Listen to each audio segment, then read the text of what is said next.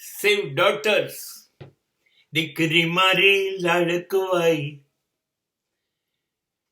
છે ખરી?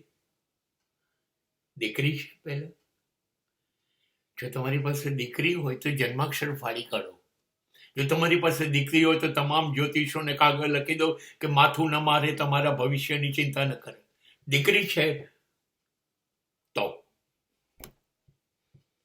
દીકરી પારકી થાપણ ના કહેવાય, દીકરી બાપની થાપણ કહેવાય.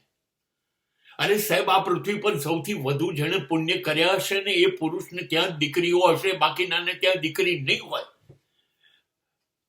આ દીકરી એ તો સ્વર્ગના દરવાજા બાપના ખોલ્યા છે. શું વાત કરો તો સાહેબ? You need no any letter, you need no reference letter if you are having a daughter. દીકરી એકવાર વસાવ તો ખરા યાર. क्या बोलते हैं ये नए लोग, शहजादी शहजादी पापा की परी. बिल्कुल सही है, वो बिल्कुल सही है સાહેબ. દીકરીનો જન્મ થાય ત્યારે તમામ દુનિયાએ દિવાળી ઉજવવી જોઈએ. લક્ષ્મી સરસ્વતી સાક્ષાત પધારી, એને પગલા મૂક્યા તમારે. એ આઈ એ જ. હવે તપાસો નહીં એના આયા પછી મકાન થયા, ગાડીઓ આવી, સમૃદ્ધિ આવી, સંપત્તિ આવી, પ્રતિષ્ઠા આવી. તપાસો નહીં. તમે ઇડિયટ છો જો તપાસો છો તો. એ આઈ એ જ સમૃદ્ધિ છે. ખુદ સ્વયં નારાયણી સ્તુતિમાં, શકરાદે સ્તુતિમાં જગદંબા પોતે કહે છે દેવતાઓને, હું તમારા ઘરમાં દીકરી તરીકે પ્રવેશીશ, હું તમારા ઘરમાં વહુ તરીકે પ્રવેશીશ, દીકરાની. ચંડીપાઠ જુદો ખોટો તો નવચંડી શું કામ કરો છો? તો નવરાત્રી શું કામ કરો છો? માના વિશ્વાસ છે કે નહીં? માં પોતે કે છે. અને આપણા જેવા નથ્થુ ઘેરાઓને નહીં, એ વખતે તમામ હારીને બેઠેલા દેવતાઓને કહે છે. દીકરીને આપણે વર્ષો પહેલા મારી કાઢી. ચાલો ને પાછળની વાત જવા દો. હવે દીકરીઓને સ્વીકારો, ખુલ્લે હાથે સ્વીકારો. કેમ કે દીકરી હશે તો એમાંથી આપણને ભવિષ્યની આવતીકાલ મળશે ને. આપણે બધા પુરુષ છીએ ને, પણ પુરુષને જન્મ આપી શકશે? પુરુષ ગર્ભની પીડા વેઠી શકશે? નહીં કરી શકીએ. એના માટે તો દીકરી જોઈશે ને. સમાજને આગળ લઈ જવા, પુરુષો વિકસાવવા. તમને ખબર છે આ દેશમાં એક જ રાજ્ય એવું છે, તામિલનાડુ, કે જ્યાં આગળ પુરુષો કરતા સ્ત્રીઓની સંખ્યા વધારે છે. અને જુઓ તમે, માટે તામિલનાડુ સુખી પણ છે. સૌથી વધુ સ્ત્રીઓ તામિલનાડુમાં છે. અને સૌથી કમનસીબ રાજ્યો જે છે એમાં રાજસ્થાન અને પંજાબ છે.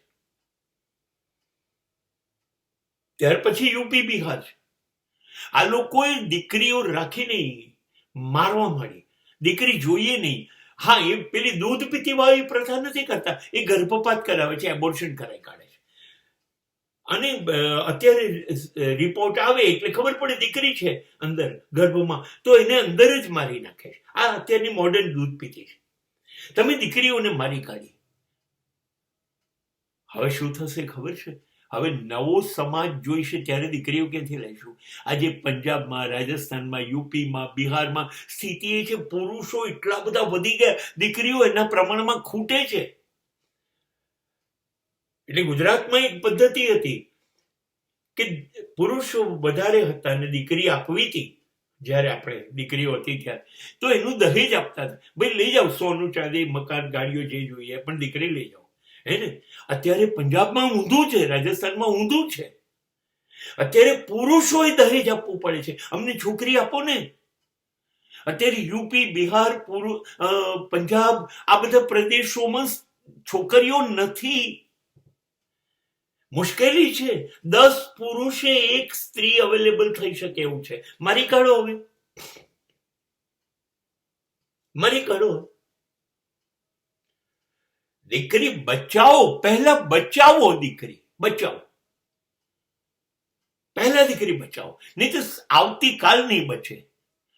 આપણે પુરુષો જોઈએ છે કબૂલ, પણ લાવીશું ક્યાંથી જો દીકરી નહીં લાવીએ તો?